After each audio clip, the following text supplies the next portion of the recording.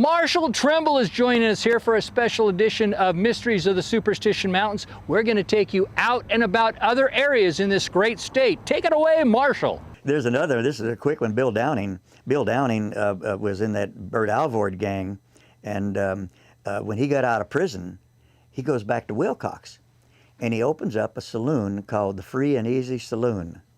Now, there's many versions to this story, so I'm going to tell you my favorite version, because he was bringing in these girls and training them to be pickpockets, and they'd have a few drinks, and of course he was getting some of the take from, and the girls got a percentage of it.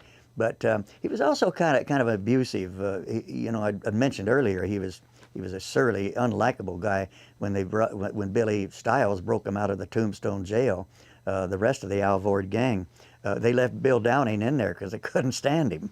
But anyway, he's still his main old ornery self, and he was in Wilcox. This was 1909, and he's got these girls training him as pickpockets.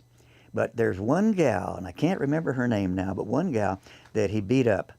And she wasn't the kind of girl that would take a beating lightly, so she went to the local marshal, and she says, "I'm going to rat on him, and because he's an ex-con, and he's stealing, he's pickpocketing, they're picking these pockets of these miners and cowboys in here when they come in here and have too much to drink, and he's rolling them." And so and the sheriff just happens to be the Arizona Ranger, Billy Speed. It's a great name for a ranger, Billy Speed.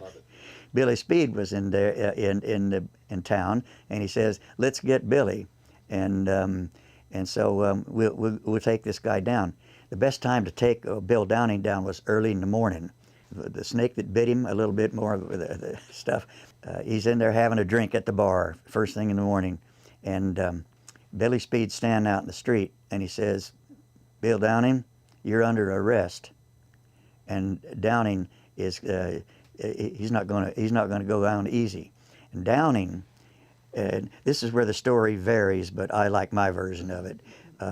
Downing spins around, and as he does, one of the girls plucked. He was left-handed, and it plucked a pistol out of his left hip holster, and she takes it, and Downing doesn't know it.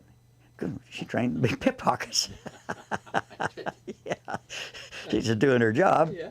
And because she didn't want to see Billy Speed get hurt either, because Downing's a bad man with a gun, and Downing goes out the back door, and he knows he's going to come around to the other side, and where the ranger can't see him, he's going to take the ranger down. Well, out in the street, Billy Speed picks up on that. He thinks, "Oh, Downing went out the back door. I'll go around and meet him."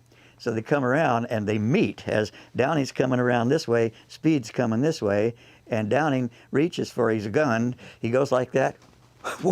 "Where's my gun? Who picked my pocket?" And he's dead. Speed shoots him.